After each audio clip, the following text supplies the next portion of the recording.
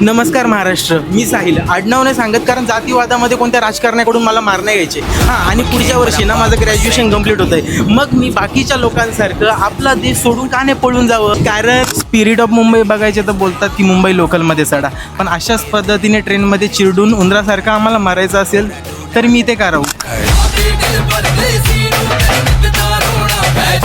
हाय education घेऊन सुद्धा bare minimum सॅलरीवरती काम केल्यानंतर, टॅक्स कट होऊन हातात येणाऱ्या पगारावरती वस्तू घेताना परत टॅक्स कट केल्यानंतर त्या पैशातून घरच्यांचे एक्सपेक्टेशन सोडा, गरजा पण पूर्ण होत नसतील तर काम म्हणून मी ते राहावं.